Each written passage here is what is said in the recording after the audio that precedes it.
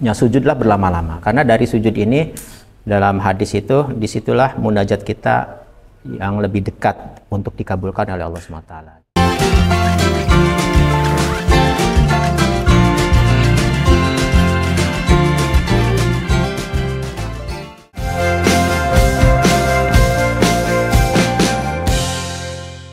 Nah, menurut Bapak ini ada nggak sih langkah pertama yang harus dilakuin agar kita tuh bisa jadi insan yang lebih baik gitu? Langkahnya? Iya. Langkahnya sebetulnya di awal sudah Bapak sampaikan ya. Jadi intinya kalau pengen jadi insan yang lebih baik, Bapak tegaskan pertama harus punya niat yang kuat ya. Harus punya niat yang kuat dalam arti tekadnya itu harus memang dipatrikan. Saya ingin berubah, harus menjadi lebih baik. Gitu. Itu harus benar-benar terpatri dalam diri kita gitu. Kemudian diiringi tadi dengan kita belajar, dalam arti belajar untuk diri kita sendiri maupun kita belajar melihat pengalaman orang lain tadi, ya kan? Kemudian kita pun mencoba untuk yang tadinya kita punya komunitas, maaf yang mungkin kurang kondusif gitu kan, kita cari komunitas atau lingkungan yang mendukung saya menjadi lebih baik tadi gitu. Karena biasanya kalau lingkungannya juga kurang mendukung, kadang tiba-tiba kita hanyut lagi gitu dengan lingkungan yang memang tidak kondusif tadi. Maka carilah lingkungan ataupun komunitas yang mendukung saya menjadi lebih baik tadi gitu. Kemudian diiringi dengan doa yang tadi yang terus-menerus, tidak ada bosan untuk terus berdoa dan berdoa gitu. Terutama ketika kita sujud sholat terakhir itu ya, sujud terakhir itu kalau ketika berjamaah gitu, kalau kitanya mengimami jangan juga terlalu lama, nanti makmumnya kan bertanya-tanya, ataupun ketika kita jadi makmum imamnya sudah bangkit gitu kan dari sujud, kita jangan juga lama sujudnya, tetap mengikuti imam. Yang dimaksud di sini adalah ketika kita sholat sendirian ya, kita sholat sunnah gitu. Ya sujudlah berlama-lama, karena dari sujud ini dalam hadis itu disitulah munajat kita yang lebih dekat untuk dikabulkan oleh Allah SWT. Bahkan secara kesehatan pun sirkulasi darah kita ini kan sebetulnya sebaiknya sekali waktu diturunkan kan gitu. Jadi biasanya orang yang banyak bersujud ini biasanya dia akan lebih tenang gitu kan, bahkan kecerdasannya pun akan meningkat gitu kalau menurut penelitian yang Bapak baca gitu ya. Kemudian setelah itu di upgrade tadi gitu loh dengan ibadah-ibadahnya kita terus harus kita jaga gitu. Jangan sampai ibadahnya kita juga masih bolong-bolong. Dengan kita menjaga ibadah ini, Allah itu tidak sedetik pun ya tidak melepas daripada diri kita ini. Yakinlah Allah itu terus gitu ya memberikan checklist nilai-nilai kepada diri kita ini. Maka kalau checklist kita ini positif terus, positif, tiba-tiba maka ada ayat yang mengatakan wa may yattaqillaha yaj'al lahu makhraja wa yarzuqhu min haitsu la yahtasib. Ini ayat Al-Qur'an yang harus kita yakini gitu. Jadi kalau kita ini bertakwa, Allah akan berikan solusi gitu. Kemudian yang kedua, Allah akan berikan rizki yang tidak kita sangka-sangka. Yang Bapak rasakan, jujur Bapak masih jauh ya dari ketaatan. Jujur Bapak juga masih jauh daripada nilai kebaikan. Cuman Bapak terus pengen belajar gitu. Ketika kepleset cepat-cepat bangkit. Ketika kepleset cepat-cepat istighfar. Ketika kepleset gitu, cepat-cepat kita memperbaiki diri gitu. Nah dengan kita terus gitu belajar tadi,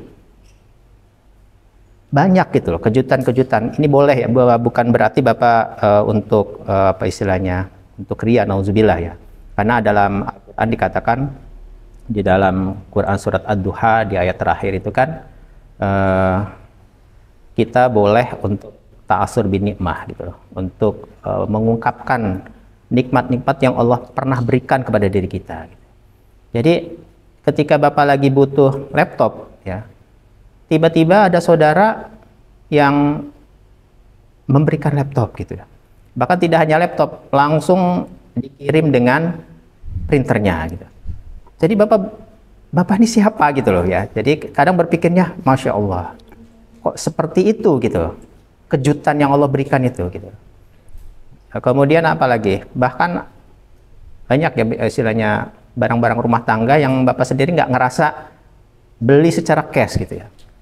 Termasuk mohon maaf nih baju dan celana yang Bapak pakai ini juga ada yang memberikan hadiah gitu. Dan Bapak tidak ada niat ya, sepertinya ada mupeng bahasanya kita kan gitu. Tidak ada, nggak boleh kita ini ada rasa istilahnya menyandarkan kepada makhluk Allah gitu. Mengharapkannya kepada Allah gitu. Tiba-tiba saja ada gitu loh rezeki. Termasuk juga ya yang lain-lain gitu ya. Jadi termasuk yang Bapak tadi ceritakan gitu. Dapat ibadah umroh dan sebagainya gitu. Jadi pasrahkanlah segala sesuatunya secara totalitas kepada Allah. Allah itu pasti akan memberikan gitu loh rewardnya. Nah itulah pahala mungkin ya kalau Bapak berhusnuzon, berbaik sangka kepada Allah. Pahala itu nyata gitu. Dan pahala itu tidak harus kita persepsikan nanti di akhirat. Pahala itu kan reward yang Allah berikan gitu. Baik itu di dunia, ya harapannya pahala ini tidak hanya di dunia. Kalau Bapak mengharapkannya, kalau sahabat-sahabat Rasulullah itu kan kadang ketika mendapatkan reward di dunia, beliau bahkan menangis gitu, khawatir reward ini tidak diberikan nanti di akhirat gitu. Ya begitupun Bapak pun berpikir mudah-mudahan reward ini tidak berhenti di sini, tapi Allah pun nanti akan berikan reward yang paling besarnya itu adalah keridhaan Allah dan kita layak gitu untuk mendapatkan jannahnya. Gitu. Itu kira-kira. Baik Pak, dari Bapak sendiri tuh boleh diceritain nggak gimana proses Bapak itu untuk menjadi insan yang baik? Prosesnya Bapak tidak merasa sudah lebih baik ya. Prosesnya menjadi insan lebih baik itu ya seperti tadi, ya Bapak juga masih dalam proses. Ada satu kisah begini ya. Seorang boleh dikatakan dia seorang alim ya, seorang yang ahli ibadah gitu. Sampai dia umurnya itu mencapai umur yang sudah lanjut, sudah 70 tahun. Dia dikenal sebagai seorang ahli ibadah. Tapi dia kemudian hilaf gitu. Dia tergoda oleh seorang perempuan. Kemudian tadinya dia niatnya baik gitu. Tadinya dia nolong gitu, memperhatikan gitu. Tapi ternyata setan tidak berhenti di situ gitu.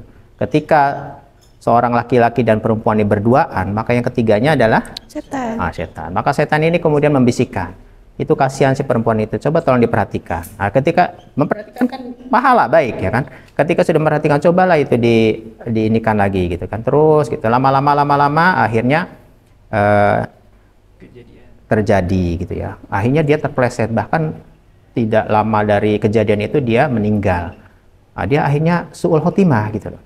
Jadi maksudnya begini, kita tidak boleh merasa saya sudah lebih baik gitu. Tapi kita terus berproses. Saya harus terus belajar. Itu tadi endingnya ketika kita ini kembali kepada Allah, benar-benar kita bisa mengucapkan kalimat la ilaha illallah, ataupun kita terus gitu kan dengan amal-amal kita gitu dan kebaikan-kebaikan kita, maka mudah-mudahan ya. Dan kita semuanya lagi berusaha kan. Kita kembali kepada Allah dalam keadaan husnul khotimah tadi gitu. Nah, selama proses tersebut ada nggak sih Pak rintangan yang Bapak hadapi? Terus bagaimana cara Bapak mengatasi rintangan tersebut? Gitu?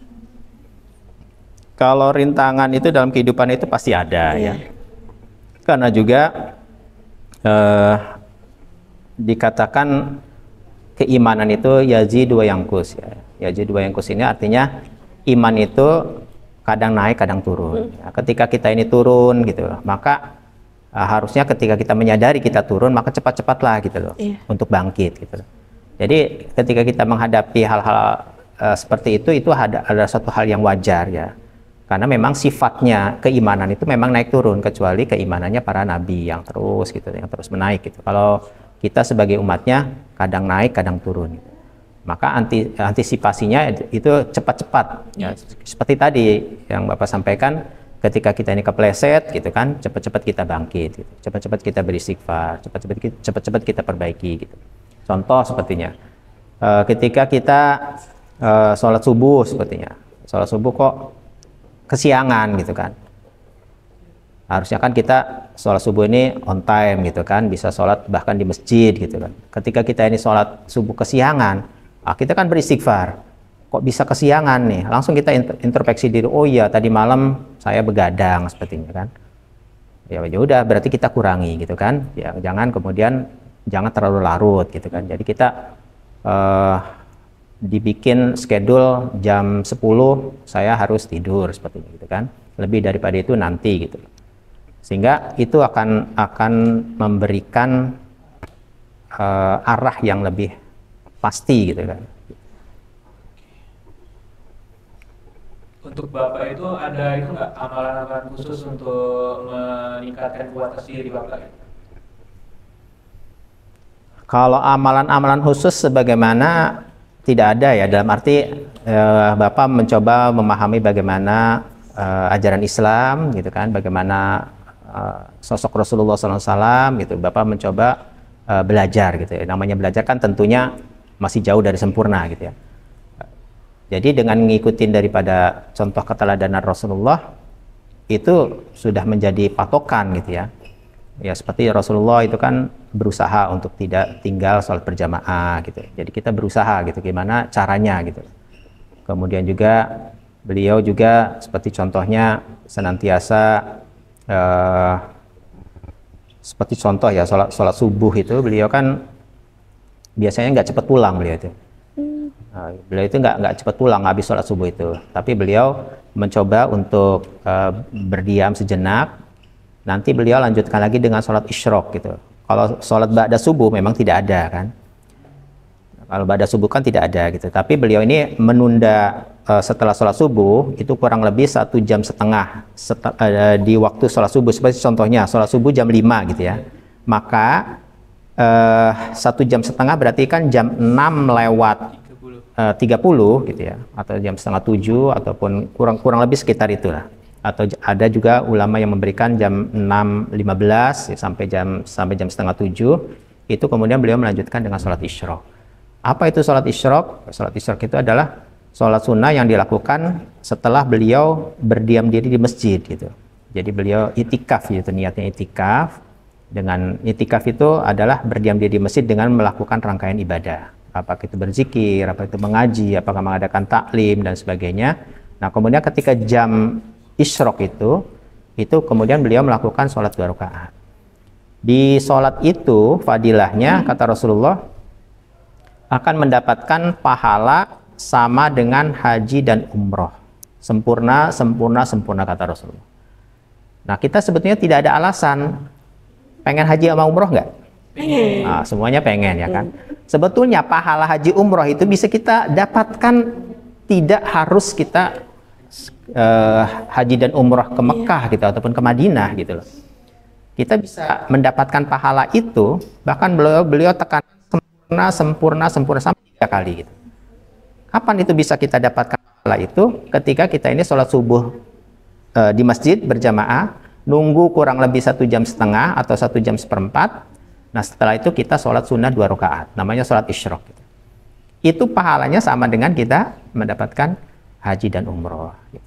Nah yang Bapak mencoba untuk belajar seperti itu, walaupun kadang-kadang ketika lagi ada kesibukan gitu kan, habis sholat subuh paling ngaji sebentar gitu kan, belum, karena kan harus kurang lebih sekitar 1,5 jam gitu kan, kadang pulang gitu. Tapi kadang-kadang ketika ada waktu jeda kayaknya bisa memungkinkan gitu, Bapak mencoba untuk mempraktekkan itu gitu. Kemudian ngaji juga gitu, ngaji untuk terus diistiqomahkan, apakah ba'da maghrib gitu, atau biasanya Bapak ba'da maghrib, ba'da subuh. Begitupun keluarga, Bapak mencoba untuk belajar ya, menerapkan itu gitu.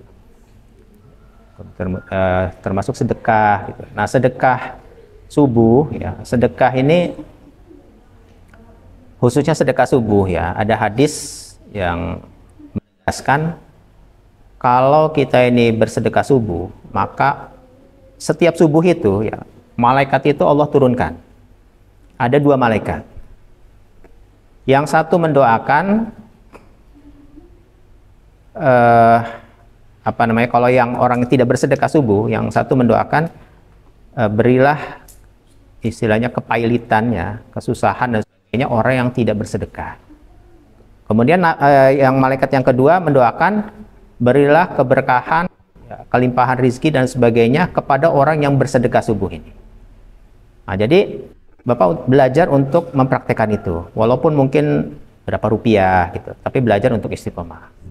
Jadi biasanya kalau subuh itu Bapak ambil uang gitu kan, itu kebetulan di masjid kan ada kotak gitu kan. Nah, di kotak itu Bapak belajar untuk istiqomah untuk mempraktikkan itu gitu. Karena kita yakin kepada nasihat-nasihat Rasulullah itu.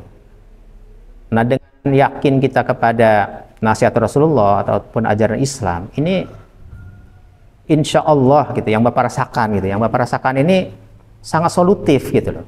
Nah, kadang-kadang kita ini kan mengandalkan hanya kepada akal pikiran kita saja gitu loh, mengandalkan nafsu kita saja gitu. Itu juga dipersilahkan oleh Allah gitu. Cuman Allah tidak banyak melibatkan gitu loh. Gitu. Jadi yang Bapak harapkan itu adalah dengan metode yang Allah berikan dengan cara Rasulullah gitu. Itu justru lebih efektif gitu. Yang Bapak harapkan itu kan artinya keridoan tadi ya, beda ya. Ada orang yang sukses itu dengan murkanya. Ada yang dia sukses dengan ridhonya. Yang Bapak harapkan itu adalah sukses dengan keridoan Allah gitu. Ada orang yang sukses nih, kelihatannya sukses, punya rumah mentereng gitu, mobil berjejer gitu kan, istri banyak gitu. Nah, contohnya kan kita iri gitu kan. Nah, pertanyaannya apakah dia ini kesuksesannya ini atas ridho Allah atau atas murka Allah gitu.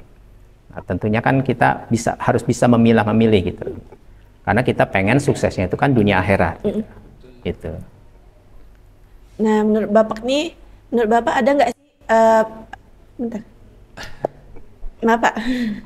Menurut Bapak ada nggak sih hubungan antara pendidikan dengan proses seseorang dalam mencapai insan yang lebih baik gitu? Pendidikan itu sangat penting ya. Yeah. Pendidikan itu sangat penting, maka baik itu Al-Quran maupun Al-Hadis itu menekankan itu. Ayat yang pertama kali diturunkan oleh Allah saja itu orientasinya pendidikan, ya kan, tentang Iqra, ya kan, bacalah. Jadi pendidikan itu kuncinya kita harus rajin membaca. Habibie itu kenapa dia pintar? Karena dia ini rajin banget membaca gitu ya. Jadi maka kita ini, kalau kita ini rajin, itu pasti rajin membaca ya, itu pasti pintar gitu ya. Sebetulnya ya dengan kita ini Android ini banyak nih ilmu yang kita dapat dengan kita ini rajin membaca, itu luar biasa. Jadi pendidikan ini dalam Islam itu sangat ditekankan. Termasuk juga dalam hadis dikatakan utlubul ilma faridatin ala kulli muslimin wal muslimat. Jadi wajib ya kan, dalam Islam itu sangat diwajibkan pendidikan itu. Bahkan minal mahdi ilal lahdi, dari buayan itu kita sudah diwajibkan gitu loh. Sampai ke liang lahat kita kembali kepada Allah baru henti gitu loh kan itu gitu. Karena begitu pentingnya pendidikan dalam kehidupan ini.